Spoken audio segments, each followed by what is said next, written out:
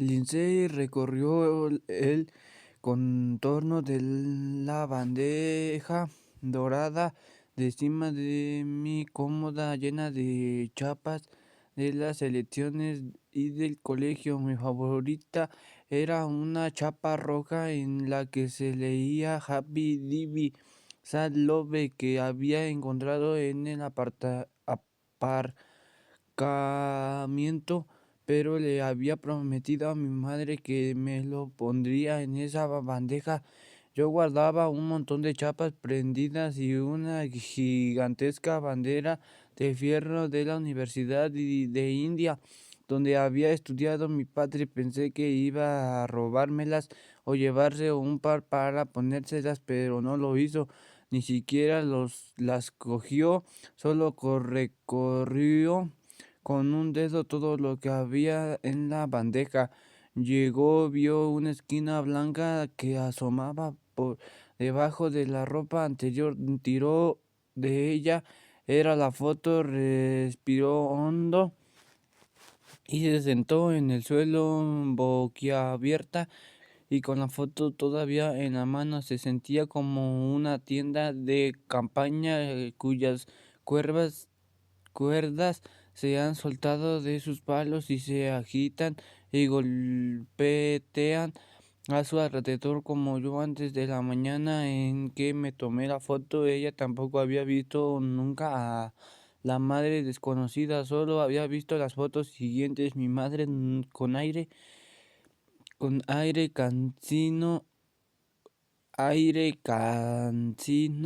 pero sonriente. Mi madre de Holiday, delante del cornejo con el sol traspasándole la bata y el camisón, pero yo había querido ser la única persona de la casa que supiera que mi madre era también alguien más, alguien misterioso y desconocido para nosotros. La primera vez que rompí la barrera fue sin querer.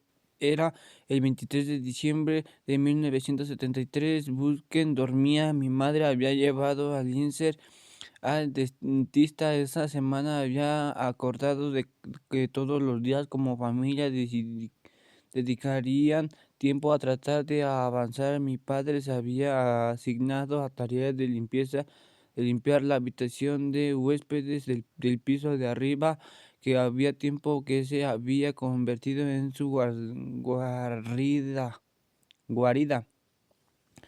Su padre le había enseñado a construir barcos dentro de botellas. Era algo que a mi madre y a mis hermanos no podía importarles menos, y algo que a mí me entusiasmaba.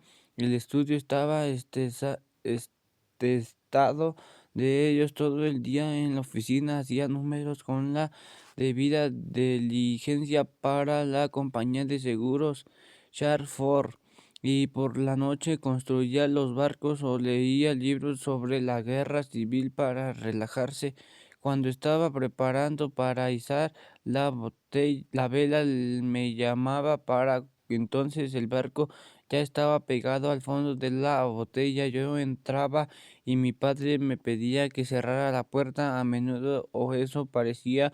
El timbre del comedor sonaba inmediatamente, como si mi madre tuviera un sexto sentido para las cosas que la incluían, pero cuando faltaba ese tuviera un sexto un sentido, mi cometido era sostenerla la botella.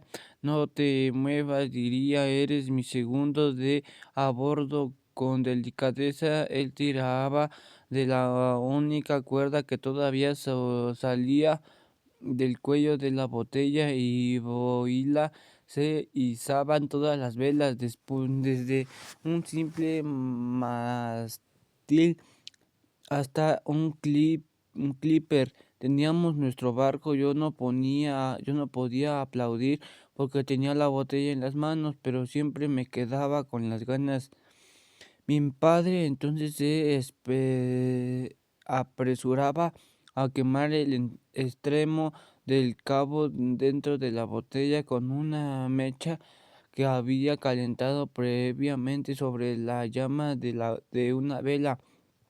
Si lo hacía mal, el barco se estropearía y a peor aún las diminutas velas del papel prenderían y de repente con un enorme rugido yo tendría en las manos una botella en llamas.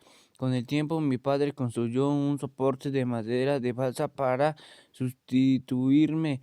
Lindsay y Buckey no compartían mi fascinación. Después de tratar de despertar suficiente entusiasmo en los tres, mi padre se rindió y se retiró a su estudio. Los barcos que había dentro de las botellas eran todos iguales por lo que se refería al resto de la familia. Pero ese día, mientras ponía orden, me habló. Susie, hija mía, mi pequeña marinera, dijo, a ti siempre te gustaron estas cosas. Lo vi trasladar las botellas con barcos en miniatura de la estantería a su escritorio, colocándolas en hilera. Utilizó una falda vieja de mi madre que había rasgado en varios trozos para quitar el polvo de los estantes.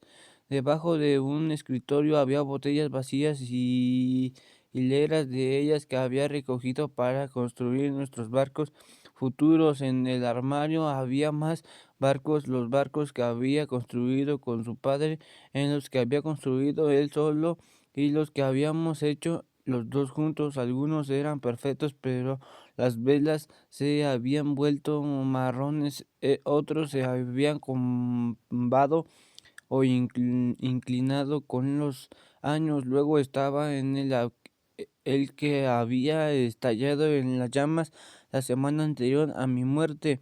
Este fue el primero que rompió. Se me paró el corazón. Él se volvió y vio al resto todos los años que señalaban y las manos que los habían sostenido, las de su padre muerto, las que su hija muerta lo absorbe mientras hacía pedazos los demás bautizo de las paredes y las sillas de madera con la noticia de mi muerte y quedó en el centro del cuarto del huéspedes estudio rodeado de trozos de crisas verdes. Las botellas, todas ellas estaban hechas añicos por el suelo, las velas y los barcos deparramados entre ellas. Se quemó parado en medio de unas ruinas. Fue entonces cuando, sin saber cómo, yo me revelé en cada trozo de cristal, en cada esquirla y media luna. Proyecté a mi cara. Mi padre miró hacia abajo y a su alrededor corriendo. La guardó silencio un momento y luego se echó a reír.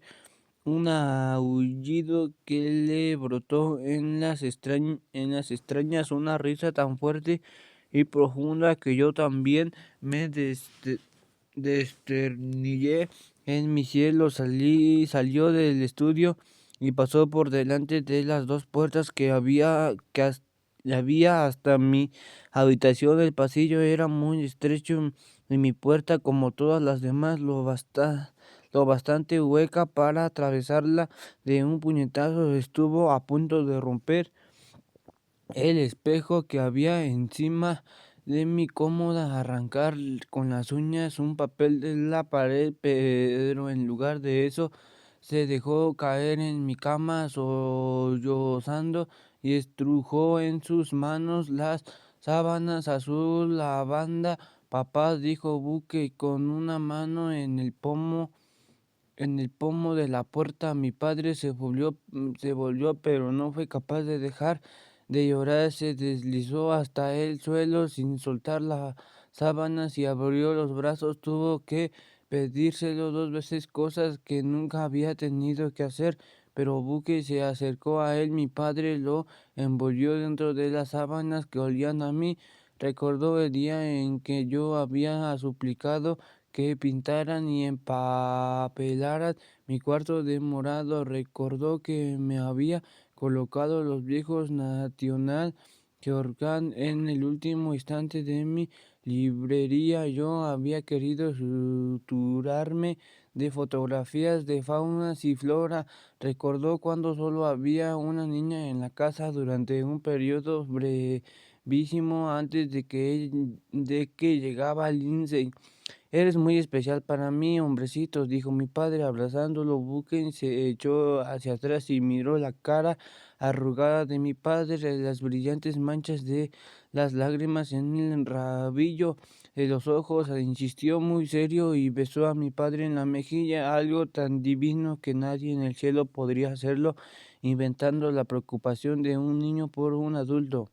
Mi padre cubrió los hombros de Bugue con las sábanas y recordó las veces que yo me había caído en la alta cama de columnas a la alfombra sin despertarme, sentado en la butaca verde de su estudio leyendo un libro de sobresaltaba el ruido de mi cuerpo y al aterrizar se levantaba y recorría la corta distancia hasta mi cuarto. Le gustaba verme tan profundamente dormida, ajena a las pesadillas o incluso al duro suelo de la madera. En aquellos momentos juraba que sus hijos serían reyes o gobernantes o artistas o médicos o fotógrafos de la naturaleza, lo que soñaran ser.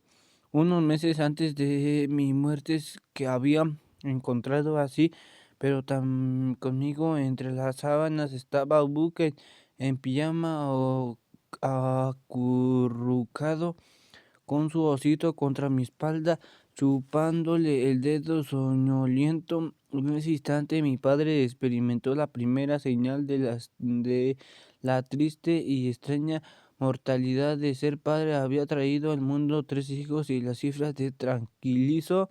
No importaba lo que le ocurriera a él o a Abigail, ellos se tendrían los unos a los otros. En ese sentido del linaje que había comenzado, le pareció inmortal como un resistente filamento de acero que se ensartaba en el futuro y se prolongaba independientemente en donde cayera el aún en la profunda y nívea vejez.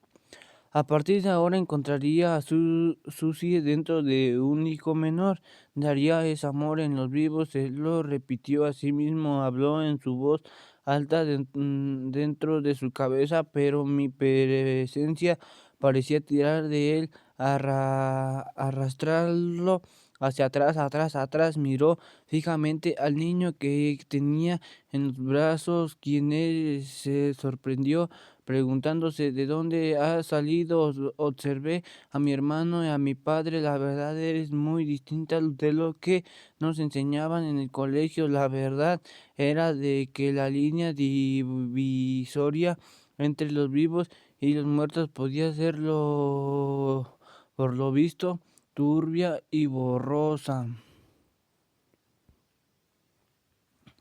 En las horas que siguieron en mi asesinato, mientras mi madre hacía llamadas telefónicas y mi padre empezaba a ir de puerta en puerta por el vecindario buscándome, el señor Harvey destruyó la madriguera del campo de trigo y se llevó los trozos de mi cuerpo.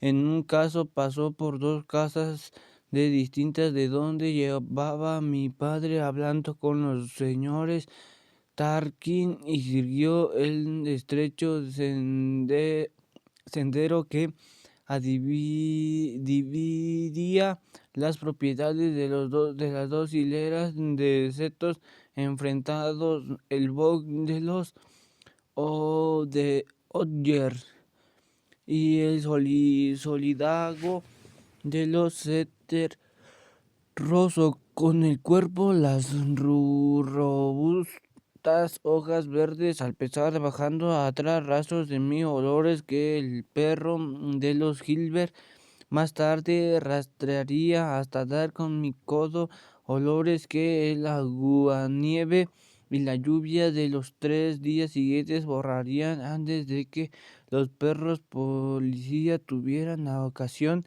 de pensar en hoyo siquiera me llevó a su casa y lo esperé mientras él estaba al levantarse. Cuando la casa volvió de manos los nuevos propietarios se quedaron de la mancha oscura que había en el suelo del garaje al mostrar la casa a posibles compradores. La gente inmobiliaria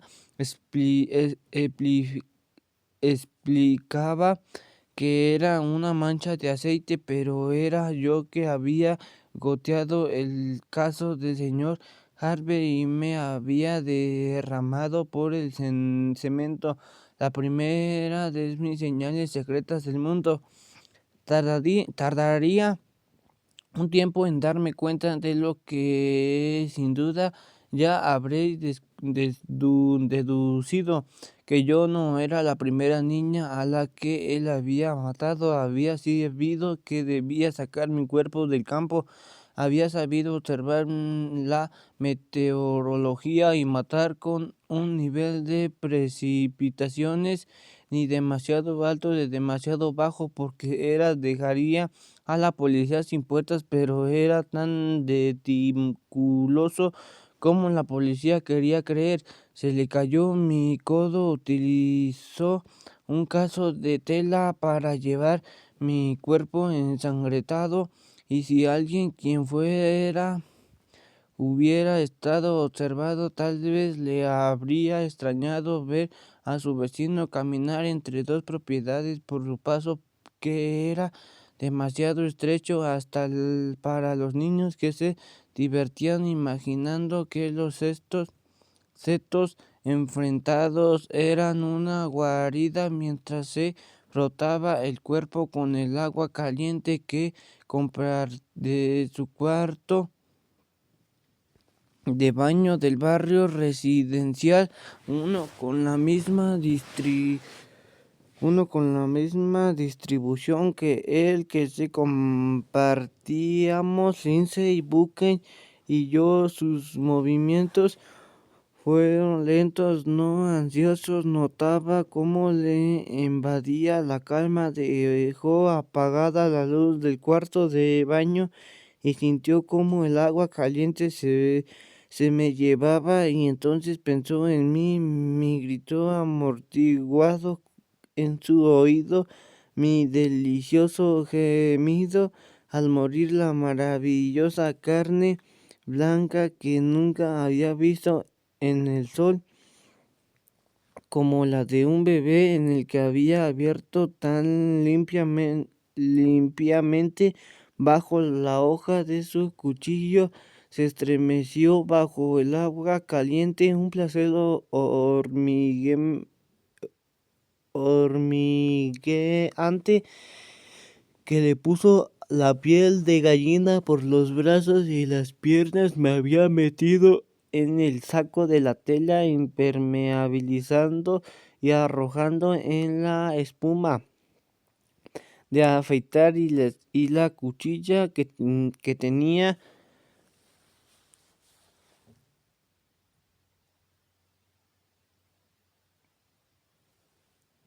en el estante de la tierra, sus libros de sonetos y, no por último, el cuchillo ensangrentado. Esos objetos daban vueltas en mis rodillas y con los dedos de mis manos y mis pies, pero él se acordó de sacarlos del saco. Era noche. Antes de que mi sangre se volviera demasiado pegajosa, al menos rescató los sonetos y el cuchillo.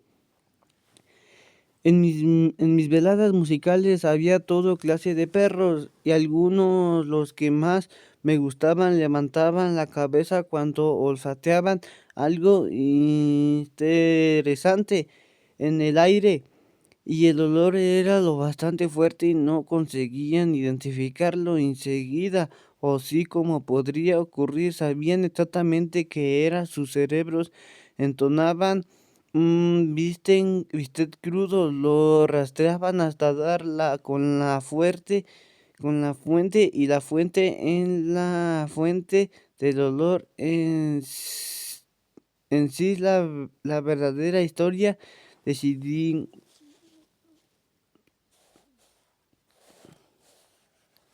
Decidían que hacer así era como funcionaban, no renunciaban a su deseo de averiguar lo que se trataba solo porque el olor era desagradable a su fuente peligrosa, lo buscaban por todas partes, lo mismo que yo.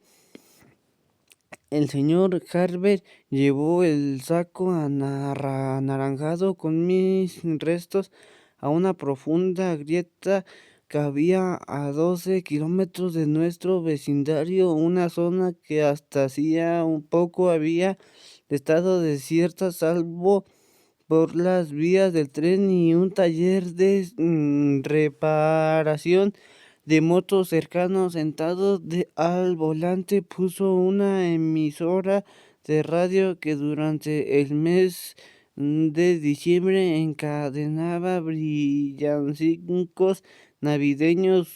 Silbió dentro de su enorme furgoneta y se congratuló. Trata de manzana, hamburguesas con queso, helado y café. Se sentía saqueado. Cada vez era mejor sin utilizar nunca un viejo patrón que lo aburriría, sino convirtiendo cada asesinato en una sorpresa para él, un regalo dentro de una furgonera. El aire era frío y como quebradizo. Yo veía el vaho como él exhalaba y me entraron ganas de palpar mis petreos pulmones. Condujo por la estrecha carretera que discurría entre los polígonos industriales nuevos. La furgoneta coleó y al pasar por un bache particularmente hondo y la baja dentro de la cual estaba el saco con mi cuerpo se golpeó contra el neumático y de repuesto, resquebrajando el plástico. Maldita sea, dijo el señor Herbert, pero no se puso de nuevo a silbar sin detenerse. Recordó haber recorrido un día esa carretera con mi padre al volante y Budke acurrucado contra mí. Solo había un cinturón de seguridad para los dos. En una salida ilegal, mi padre nos había preguntado si queríamos ver desaparecer una nevera. La tierra se la tragara, dijo poniéndose el gorro y los guantes. De cordaban oscuro que yo codiciaba. Yo sabía que llevar guantes significaba que eras adulto, mientras que los mitones significaban que no lo eras. Para las navidades de 1973, mi madre, que había comprado unos guantes Lindsay, acabó con ellos, pero ella sabía que eran míos. Los dejó en el borde de campo de tiro. Un día al volver del colegio siempre me gritaba cosas. ¿La tierra tiene boca?, preguntó Buckey. Una gran boca redonda sin labios, respondió mi padre. Y para Hat, dijo mi madre, ¿sabes que le he pillado fuera gruñéndoles a las lagartijas? Voy, dije. Mi padre me había explicado que había una mina subterránea abandonada y que se había derrumbado creando un pozo profundo. Me daba igual, tenía tantas ganas de ver cómo la tierra se tragaba algo como cualquier niño. De modo que cuando vi que el señor Harvey llevaba a la cima, no pude menos de pensar en lo listo que había metido el saco en una caja metálica, colocándome en el centro de todo ese peso. Era tarde cuando llegó y dejó la caja dentro de su Wagoner mientras se acercaba a la casa de los Flanagan, que vivían en la propiedad donde estaba la cima. Los Flanagan ganaban la vida cobrando a la gente para tirar en ella sus electrodomésticos. El señor Harvey llamó a la puerta de la pequeña casa blanca y una mujer acudió a abrir. El olor a cordero con romero que salió de la parte trasera de la casa llenó mi cielo y las fosas nasales. El señor Javier vio a un hombre en la cocina. Buenas tardes, señor, dijo la señora Flanagan. ¿Trae algo? Lo he dejado en la furgoneta, respondió el señor Jaime. Tenía un billete de $20 preparado. Que hay dentro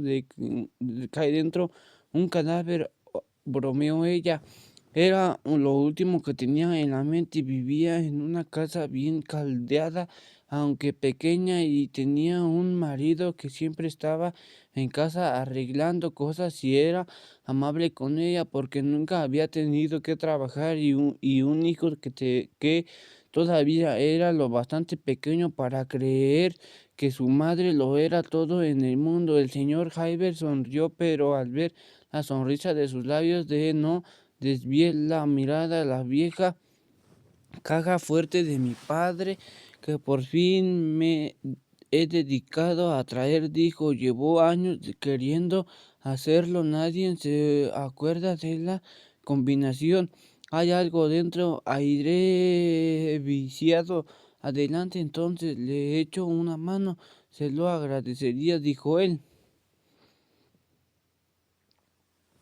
Los Flanagan no sospecharon ni por un momento que la niña sobre la que iban a leer en los próximos años en los periódicos desaparecidas o posible muerte violenta. Perro del vecindario, encontré un codo. Niña no de 14 años, presuntamente asesinada en el campo de tiro.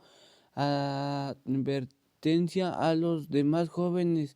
El ayuntamiento recalifica los terrenos colindantes con el Instituto Lindsay Salmón, hermana de la niña fallecida, pronuncia un discurso de despedida. Estaba en la caja metálica de color gris que un hombre solitario había traído una noche y pagado $20 para tirarla.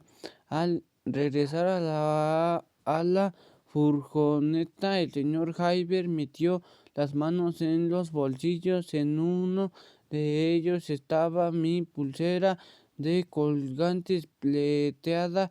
No recordaba habérmela quitado de la muñeca, no recordaba hacérmela guardado en mi bolsillo. En sus pantalones limpios, la carnosa yemó que de su dedo índice palmo en metal dorado y liso de la piedra de Pensilvania. La parte posterior de la zapatilla de Bayer, el agujercito del diminuto de pal y los radios de las ruedas de la biblioteca. Bicicleta que aviraban a la perfección al bajar por la carretera 202. Se detuvo junto al arcén. Se comió un sándwich de embutido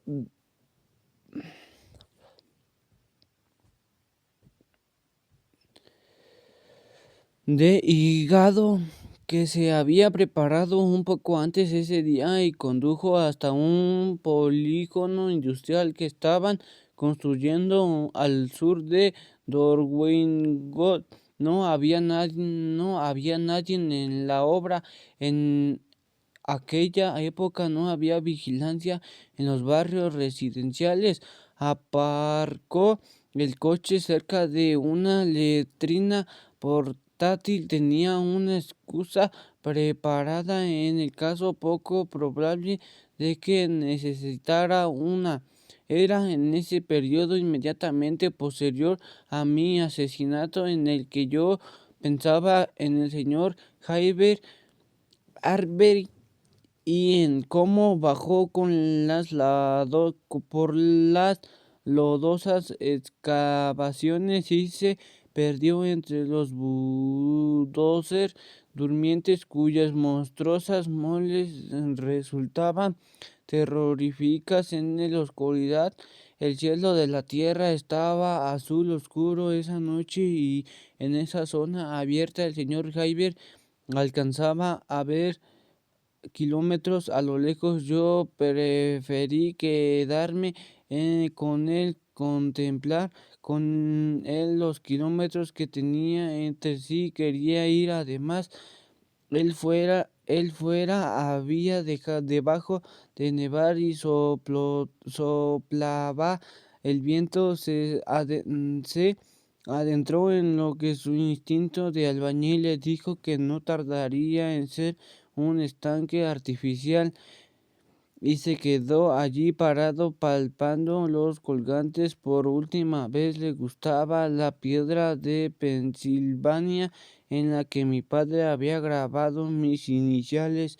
Mi, mi colgante favorito era la pequeña bicicleta, de modo que la arrancó y se la guardó en el bolsillo. Arrojó la pulsera con el resto de los colgantes al estanque artificial que no iban a tardar en construir. 2 días después de Navidad vi al señor Javier leer un libro sobre los pueblos Dogon y Bambara del Mali. Observé cómo se le encendía una bombilla mientras leía sobre la tela de las cuerdas que utilizaban para construir refugios.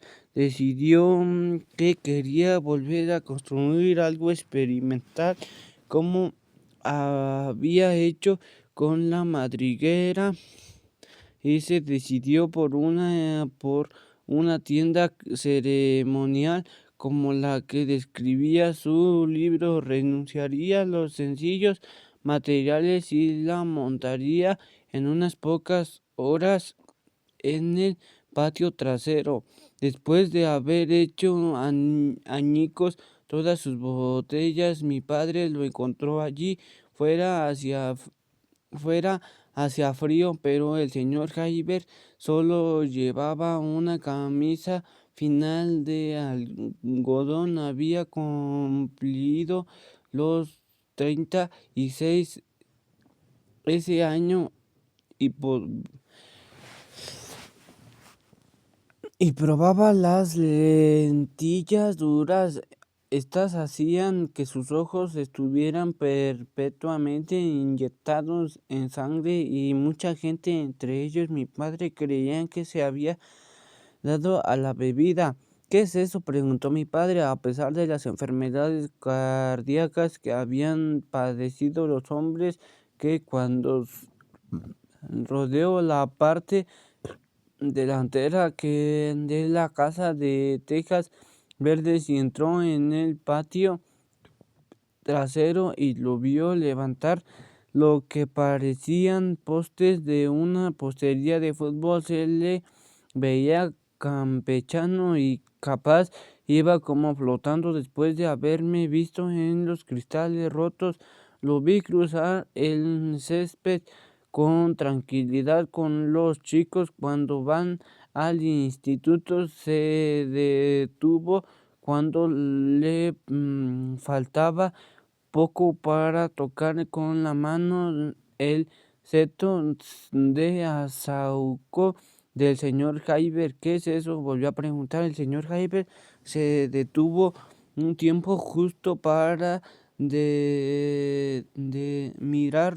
mirarlo y volvió de nuevo a lo que se ocupaba una tienda. ¿Y eso qué es, señor Salmón? Dijo, sintió mucho lo ocurrido, inquietándose.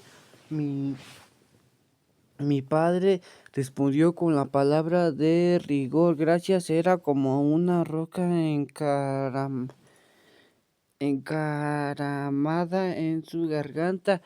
Siguió en su momento de silencio y entonces el señor Jaiber, al darse cuenta de que mi padre no tenía intención de marcharse, le preguntó si quería ayudarle. Así fue como desde el cielo vi a mi padre construir una tienda con el hombre que me había matado.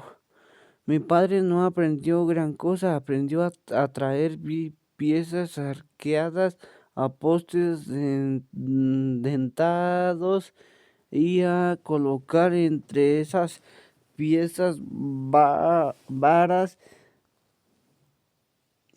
más flexibles para formar semiarcos.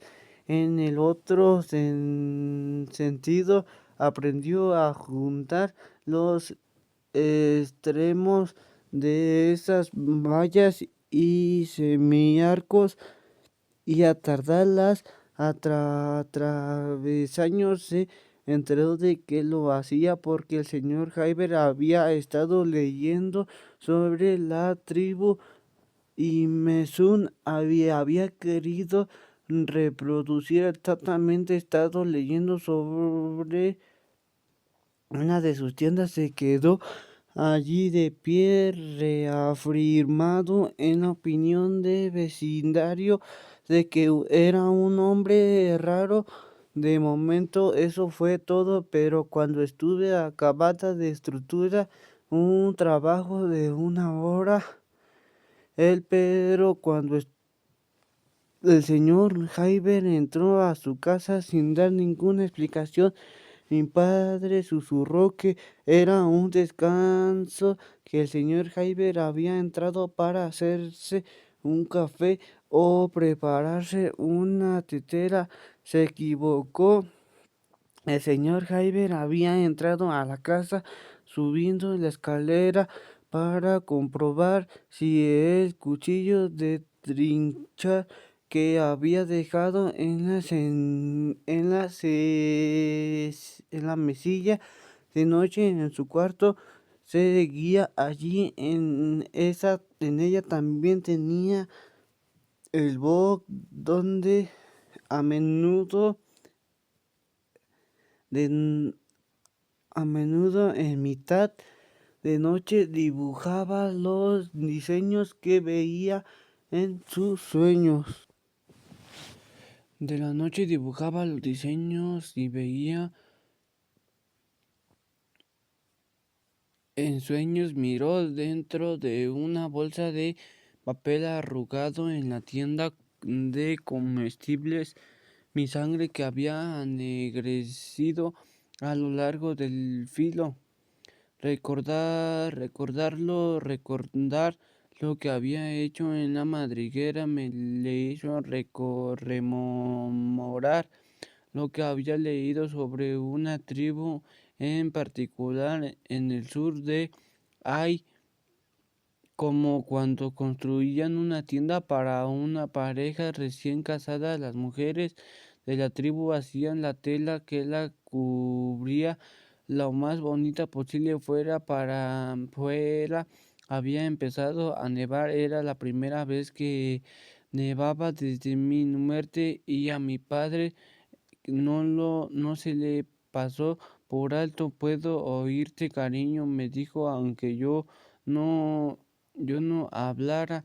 ¿Qué pasa? Me concentré mucho en el geranio muerto que él tenía En su línea de devoción pensé en el que si lograba que floreciera, él tendría su respuesta. En mi cielo floreció, en mi cielo los pétalos de geranio se arremollinaron hasta mi cintura. En la tierra no pasó nada, pero a través de la nieve advertí lo siguiente: mi padre miraba la casa verde con los ojos. Habías empezado a hacerme preguntas dentro del señor Jaiber. Se había puesto una gruesa camisa de franela, pero en lo primero que se fijó mi padre fue en lo que llevaba en los brazos: un montón de lo que parecían sábanas de algodón blancas. ¿Para qué son?, preguntó mi padre. De pronto no podría dejar de ver mi cara. Estén impermeabilizadas, respondió el señor Heiber. Al pasarle unas cuentas a mi padre, le rozó los dedos con el dorso de su mano. Sonrió una especie de electroshock. ¿Usted sabe algo?, dijo mi padre. Él le sostuvo la mirada, pero no hablaron. Trabajaron juntos mientras nevaba muy poco y al moverse mi padre experimentó una oleada de adrenalina. Reflexionó sobre lo que habían preguntado a ese hombre dónde estaba el día que yo desaparecí. Había visto a algún de ese hombre en el campo de trigo. Sabía que habían interrogado a sus vecinos de manera metódica. A la policía había ido a la puerta de a la puerta en puerta. Mi padre y el señor Jaime entendieron las sábanas sobre el arco abovedado, en la sujetaron a lo largo del cuadrado, forman las travesaños que unían los postes y forman de horquilla. Luego colgaron el resto de las sábanas de esos travesaños, de modo que los extremos rozaran al suelo. Cuando hubieron terminado, la nieve que había asentado poco a poco en los arcos cubiertos se coló por los agujeros en la camisa de mi padre y formó la montoncito de mi parte en la parte superior de la cinturón. Sí, suspiré. Me di cuenta de que nunca más saldría corriendo con Holiday a jugar con la nieve, ni empujaría a Lindsay en un trineo. Nunca enseñaría a mi hermano pequeño a hacer bolas con patas de nieve, aun sabiendo que era un error. Estaba sola en un mar de pétalos brillantes en la tierra. Los copos de nieve caían de delicadeza e inocencia como una cortina dentro de la tienda. El señor Jaiber pensó en la novia virgen que a un miembro de los Inmesuren traería a lomos de un camello. Cuando mi padre se le acercó al señor Jaiber, levantó la mano con la palma hacia él. Ya es suficiente, dijo. ¿Por qué no se va a casa? Había llegado el momento de que mi padre dijera algo, pero lo único que se le ocurrió fue sucie, susurró, y la segunda sílaba salió disparada como una serpiente. Acabamos de construir una tienda juntos, dijo el señor Jaiber. Los dos vecinos nos han visto, ahora somos amigos. ¿Usted sabe algo?, repitió mi padre. Ay, hace una casa no pudo ayudarle. El señor Jaiber no sonrió ni dio un paso hacia adelante. Se retiró a la tienda nupcial y dejó caer la última sábana de algodón blanco en sus iniciales.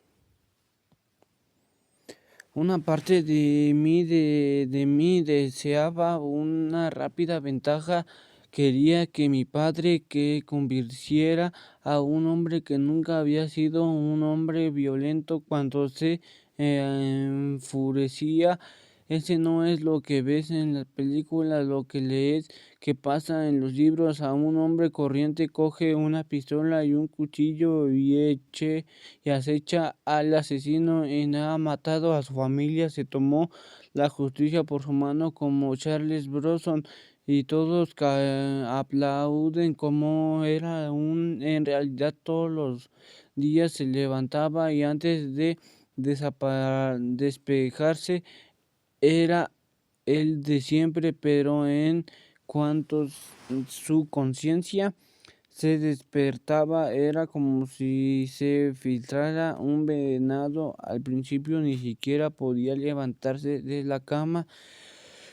Se quedaba allí tumbado bajo un gran peso, pero luego solo podía salvarlo el movimiento y se movía sin parar. Sin embargo, ningún movimiento bastaba para callar un sentimiento de culpabilidad de mano en Dios que lo aplastaba, diciendo: no estabas allí cuando una hija te necesitaba.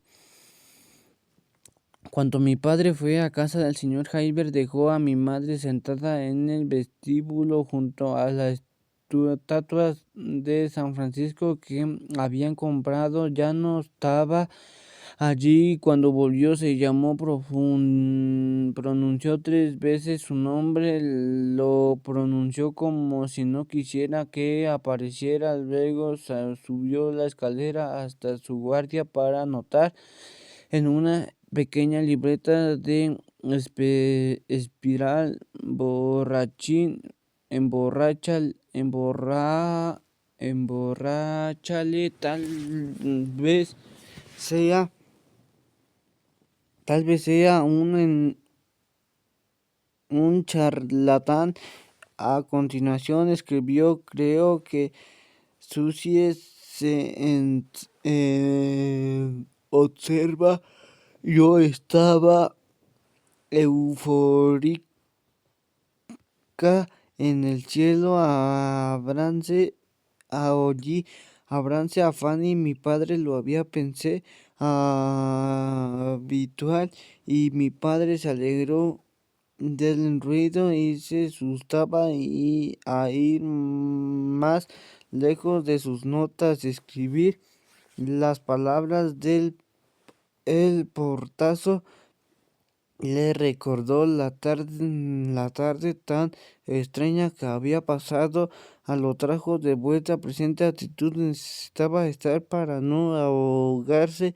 Yo solo comprendí que no digo de lo que molestara, es que no recordara contar a mis padres lo que bien que lo así había salido a leer, y cómo el profesor de historia iba a recomenzarla para la lista de condecorados del distrito. Para Lindsay vivía y los vivos también merecían atención. Subió pisando a fuerte la escalera y sus suecos golpearon la madera de hicieron vencer la casa. Es posible que yo tuviera celos del caso que él le hacía a mi padre, pero respetaba como llevaba la situación. De modos, los miembros de la familia Lindsay era la única que tenía que lidiar con lo que Oli llevaba: el síndrome del muerto. a Dante, cuando otras personas ven a la persona muerta y no se ven a ti. Cuando la gente miraba a Lindsay y hasta mis padres que veían a mí, ni siquiera ella era inmune, evitaba los espejos y ahora se echaba en la oscuridad, dejaba la luz de la ducha apagada y se acercaba a la tientas al toallero a oscuras. Se sentía a salvo mientras las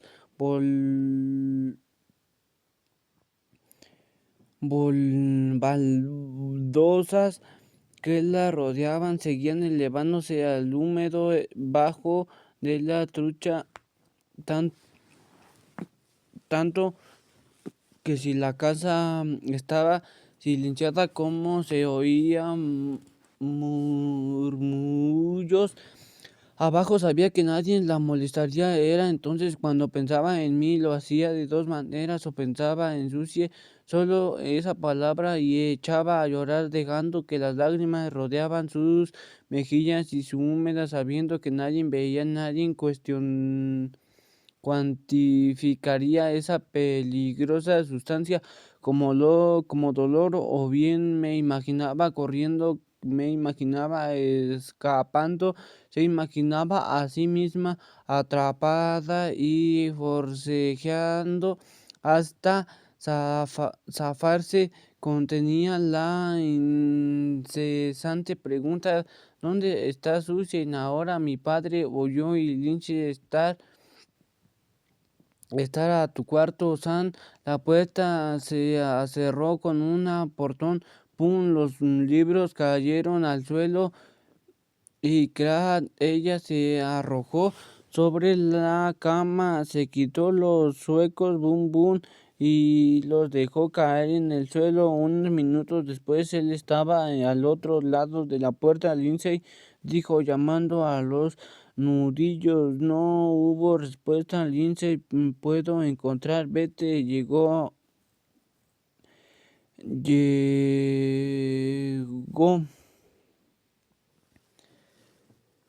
la respuesta. Vamos, cariño, suplicó él. Vete, Lindsay, dijo a mi padre tomando aire. ¿Por qué no me dejas entrar? Apoyó la frente contra la puerta del dormitorio. La madera estaba fría al trato, y por un segundo envolvió las palpitaciones en sus sienes, la sorpresa que tenía ahora y que no acercaba. ¿Qué dijo ella? Tenía una expresión tensa, con aire retador. ¿Qué quieres? Quiero saber cómo estás, dijo él. Pensó que en la cortina que había caído entre el señor Hyber, en cómo pensó que la cortina que había escapado en una captura seguía de una bonita acusación.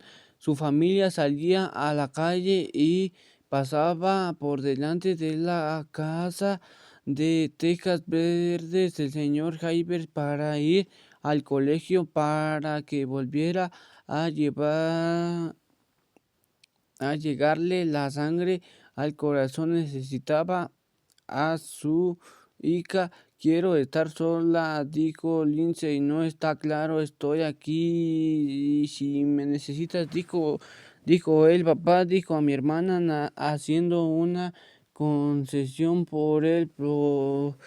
Prefirió afrontarlo yo sola. ¿Qué podría hacer él con esa respuesta? Podría hacer roto el código y decir, pues yo no puedo, que no obligues a hacerlo. Pero se quedó allí un segundo y emprendió la retirada. Lo comprendió, dijo al principio, aunque no era cierto. Yo quería levantarlo del suelo como las estatuas que había visto en los libros de la historia del arte. Una mujer levantando a un hombre al rescate. Al revés, hija, a mi padre diciendo, no te preocupes, todo irá bien, no dejaré que te hagan daño. En lugar de eso, observé cómo se iba a llamar por teléfono a Dan Fennerman. Esas primeras semanas la policía se mostró casi irreverente. Los casos de niñas muertas, desaparecidas, no eran muy frecuentes en los barrios residenciales, pero sin pistas sobre dónde estaba mi cuerpo o quién me había matado, la policía se se estaba poniendo nerviosa. Había una ventana en el tiempo gracias a la cual solían encontrarse pruebas físicas. La ventana cada vez era más pequeña. No quiero parecer irracional, detective Fenermal, dijo mi padre. Por favor, llámeme Len. Debajo de la esquina del secante, en forma de rodillo de su escritorio, estaba mi foto del colegio que Len Germán había conseguido de mi madre antes de que nadie lo expresara en palabras. Él sabía que yo estaba muerta. Estoy segura de que hay un hombre en el vecindario que sabe algo, dijo mi padre.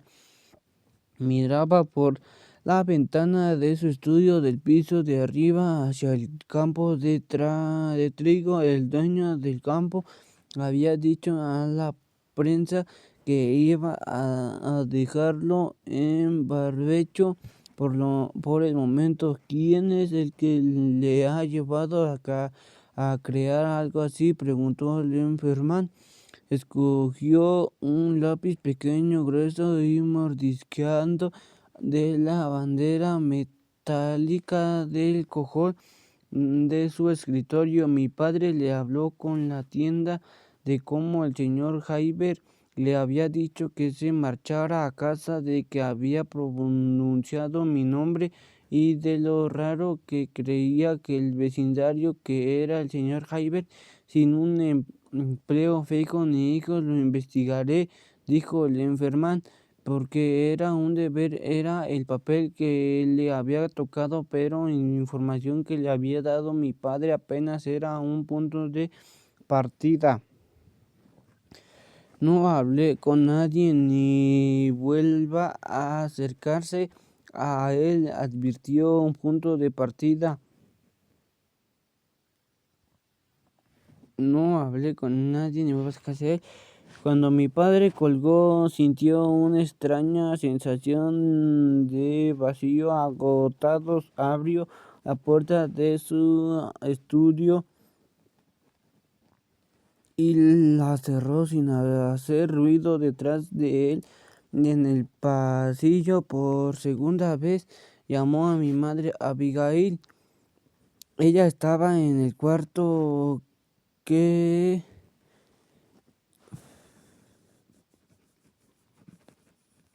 la acompañaría a mi padre. Siempre nos envidiaba por Navidad.